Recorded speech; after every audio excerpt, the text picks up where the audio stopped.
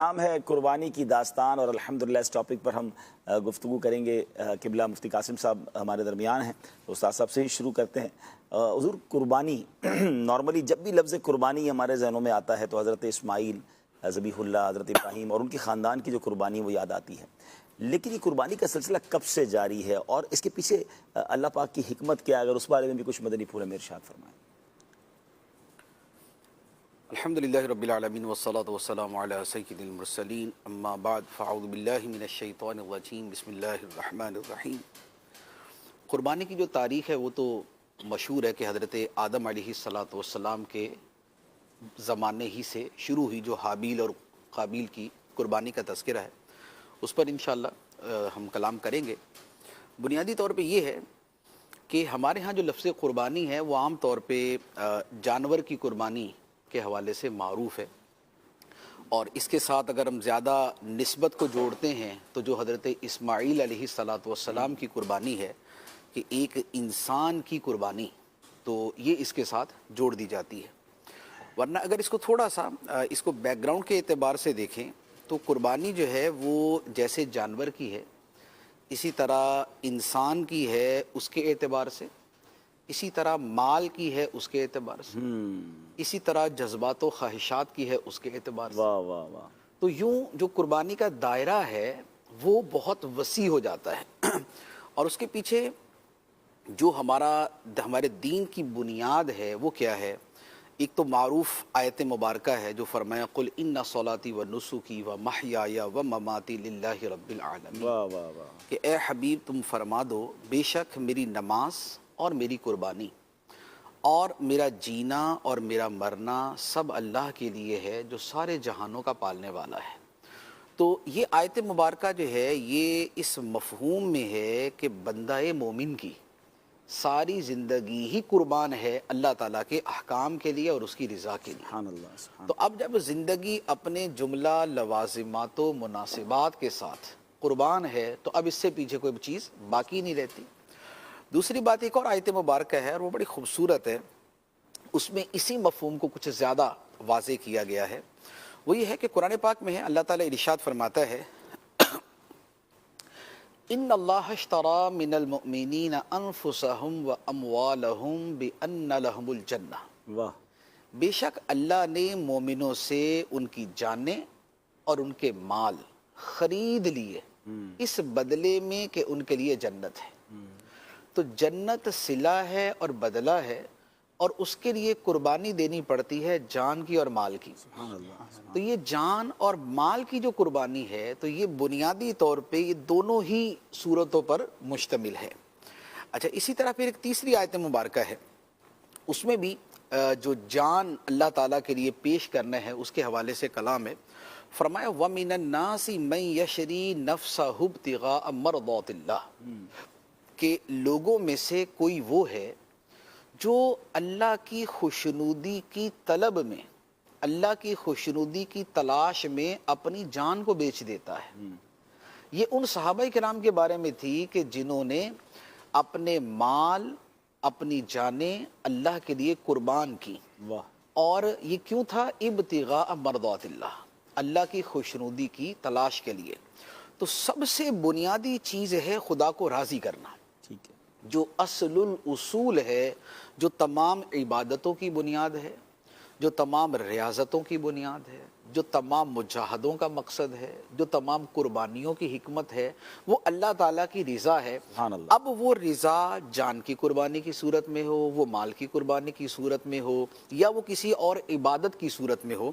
ہم نماز پڑھتے ہیں تو حقیقت یہ ہے کہ ہر نماز کے اندر بھی قربانی کا تذکرہ موجود ہے۔ اچھا، جیسے نماز کے اندر چند ایک چیزیں ہیں کہ جو ہر نماز میں پائی جاتی، اللہ تعالیٰ کی بندگی اور عبادت ہے، یہ تو خود نماز کا اپنا ایک یوں کہہ لے کہ اس کے وجود کا جو بنیاد ہے وہ ہے ہی ہے نا، کہ اللہ کی عبادت کے لیے ہم کرتے ہیں ایاک نعبد و ایاک نستعین۔ پھر نماز کا ایک بڑا بنیادی جز ہے اللہ تعالیٰ کی حمد و ثنا۔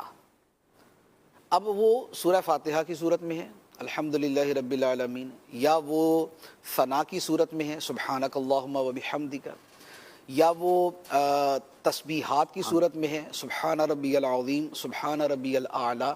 تو یہ نماز جو ہے یہ اللہ تعالیٰ کے ذکر پر اور اللہ تعالیٰ کی تسبیح پر مشتمل ہے. یہ نماز کی یوں کہہ لے کہ عناصر نماز میں سے ہے. ایک دوسری بات، نماز کے اندر اللہ تعالیٰ کے محبوب صلی اللہ تعالیٰ علیہ وآلہ وسلم کا جو تذکرہ ہے وہ نماز کی بنیاد میں ہے کہ اس کے بغیر بھی نماز مکمل نہیں ہوگی. کہ ہم نماز کے اندر السلام علیکہ ایھا النبی ورحمۃ اللہ وبرکاتہ ہم یہ پڑھتے ہیں، اور اس کے ساتھ پھر درود ابراہیمی ہے، اللہم صلی علی سیدنا و مولانا محمد وعلی آل سیدنا و مولانا محمد. تو اللہ تعالیٰ کا ذکر، نبی پاک صلی اللہ تعالیٰ علیہ وآلہ وسلم کی بارگاہ میں سلام، اور اس کو تھوڑا سا استدلال کے طور پہ کہیں تو جو ہم اہدنا الصراط المستقیم دعا کرتے ہیں وہ بھی ذکر مصطفیٰ صلی اللہ علیہ وآلہ وسلم ہے کہ صراط مستقیم جو ہے وہ بارگاہ مصطفیٰ ہے. نبی پاک علیہ الصلوۃ والسلام کی ذات صراط مستقیم ہے، آپ کا بیان صراط مستقیم ہے، آپ کا فرمان صراط مستقیم ہے، آپ کا طریقہ صراط مستقیم ہے، آپ نے جو کیا صراط مستقیم ہے، جو فرمایا صراط مستقیم ہے، جو بتایا صراط مستقیم ہے.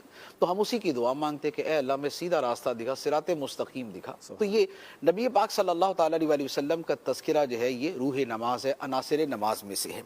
تیسری بات، اللہ تعالیٰ کے نیک بندوں کا تذکرہ جو السلام علینا وعلی عباد اللہ الصالحین، یہ واجبات نماز میں سے. تو اللہ کا ذکر، نبی پاک علیہ الصلوۃ والسلام کا ذکر اور صالحین کا ذکر، ان تین چیزوں پر نماز مشتمل ہے. اب چوتھی چیز جو میں نے عرض کی کہ قربانی، قربانی کا ذکر بھی ہر نماز میں ہے. کہ نماز کے اندر ہم پڑھتے ہیں التحیات للہ والصلوات والطیبات.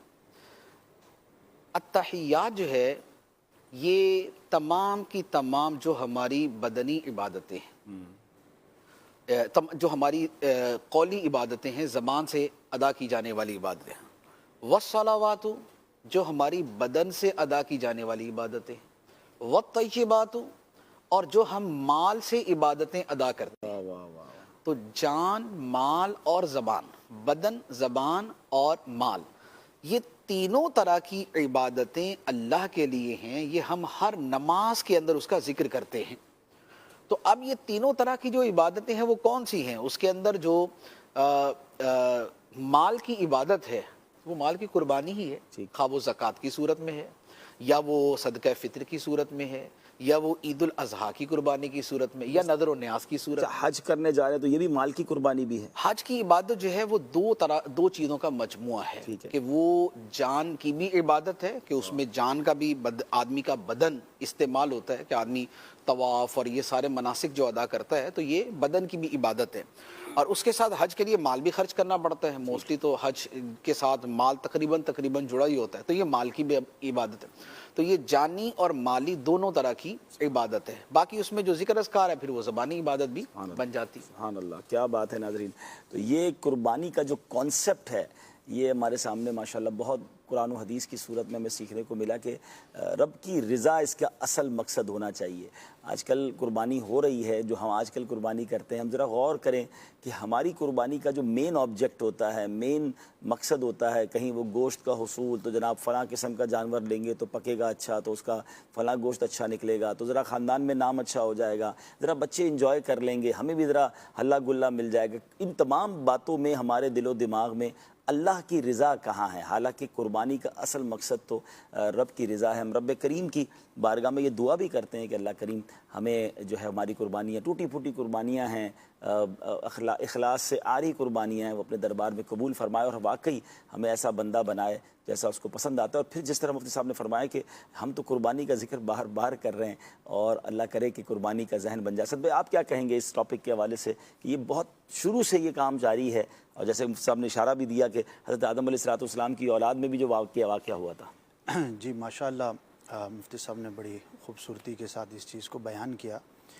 اور یہ جو تینوں طرح کی قربانیوں کا ذکر کیا مفتی صاحب نے، جان کا، مال کا، اسی طرح اپنی عبادات کے ذریعے، تو اللہ کے مخلوق میں جو سب سے بہترین گروہ ہے وہ انبیاء کرام کا ہی گروہ ہے.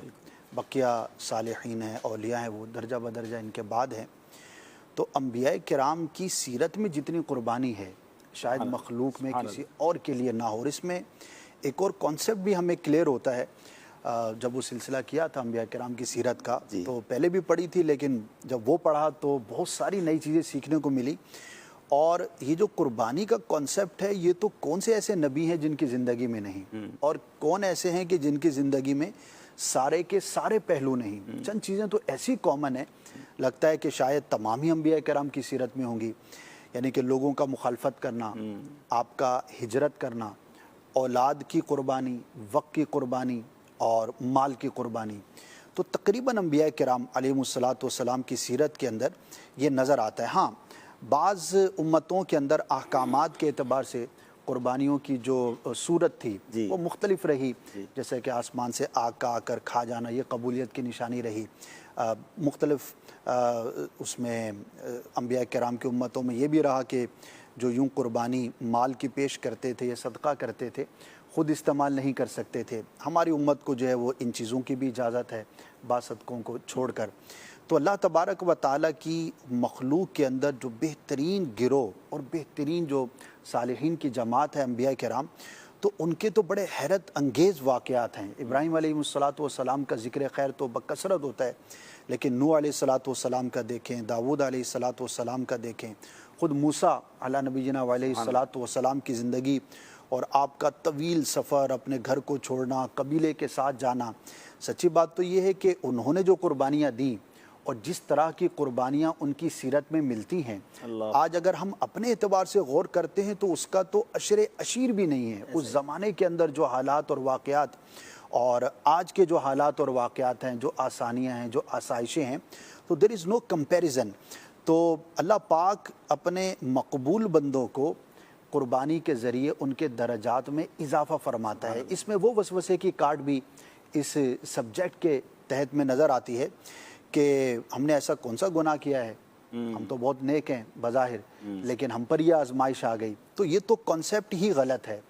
اللہ کے مقبول بندے جتنی قربانیاں پیش کر کے دنیا سے گئے، تو اس کا تو ہم عشر عشیر بھی نہیں پیش کر سکتے. تو قربانی اٹ سیلف ایک اللہ تبارک و تعالیٰ کی بارگاہ میں بہت مقبول شے ہے.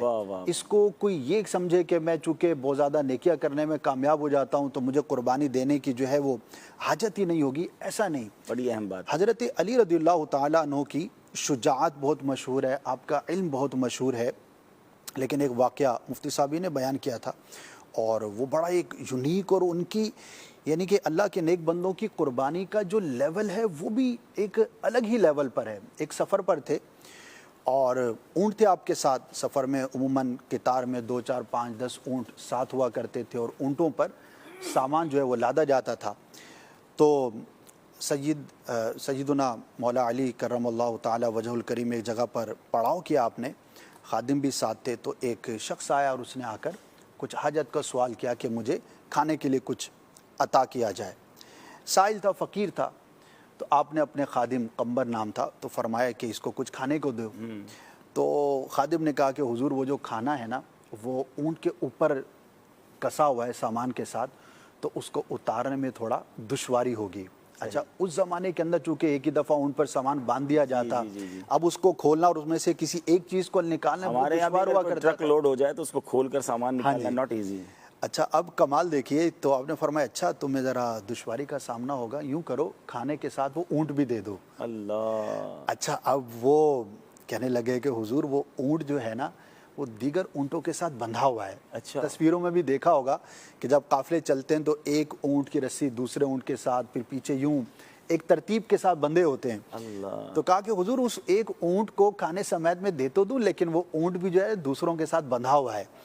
تو آپ نے فرمایا اچھا اس اونٹ کو نکالنا مشکل ہے تو یوں کرو سارے اونٹ دے دو. اللہ اللہ. اچھا، یہ سننے کے بعد جو ہے وہ غلام جو ہے نا وہ دبک کے ایک طرف یوں کر کے کھڑا ہو گیا. تو آپ نے فرمایا کیا ہوا؟ کہنے لگا حضور کھانے پر بات چلی تھی، آپ نے کہا اونٹ دے دو، میں نے اونٹ کا عذر کیا، آپ نے کہا قطار دے دو، پیچھے تو میں ہی بچاؤں. تو اب مجھے یہ خوف ہے کہ آپ یہ نہ فرمائیں کہ تم بھی ساتھ چلے جاؤ، تو میں آپ کے ساتھ غلامی میں رہنا چاہتا ہوں. اس کی غلامی میں نہ دے دے کہیں. جی.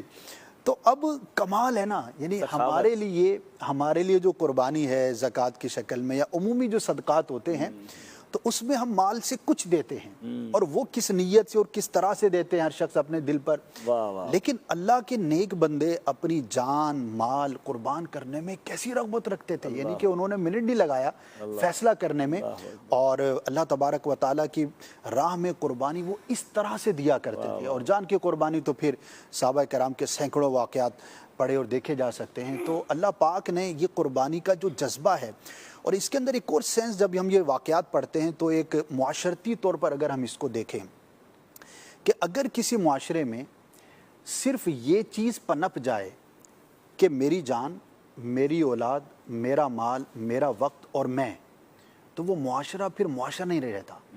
جب تک اس کے اندر اپنی جان کسی نیک مقصد کے لیے دینا، اپنے مال کو کسی پر خرچ کرنا، اپنی اولاد کو کسی اچھے کام کے اندر صرف کرنا، اپنے وقت کو قربان کرنا، اگر یہ نہ پایا جائے تو وہ معاشرہ خوبصورت بن ہی نہیں سکتا. اور me and myself آج کل یہ نعرہ لگایا جاتا ہے نا کہ بس سب کچھ میں ہی ہوں بس. ہاں جی، ایک بڑی زبردست ایک ریسرچ جو ہے وہ دیکھنے کو ملی کہ جن معاشروں کے اندر سول وار ہوتی ہے اور جہاں پر انقلاب آتے ہیں تو وہاں پر چیریٹی کم ہوتی ہے. یہ کسی نے ایک تحقیق پیش کی.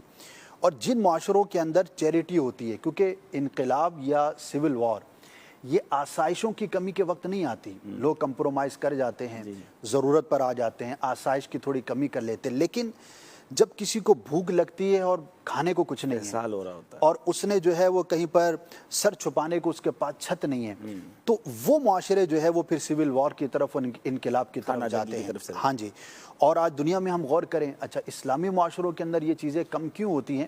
کیونکہ وہاں پر چیریٹی، قربانی. میں غور کر رہا تھا کہ رمضان جیسے ابھی گزرا، پورا رمضان ماشاءاللہ ایک قربانی ہوتی ہے مال کی، لوگ دیتے خرچ کر رہے ہوتے. ایک اچھا جو مہینہ گزرتا ہے. 2 مہینے گزرے، اس وقت غریب سے غریب آدمی بھی، بھاری اکثریت الحمدللہ اتنا اچھا کھانا اور اتنا اچھا گوشت کھائے گا جو سارا سال نہیں کھائے گا.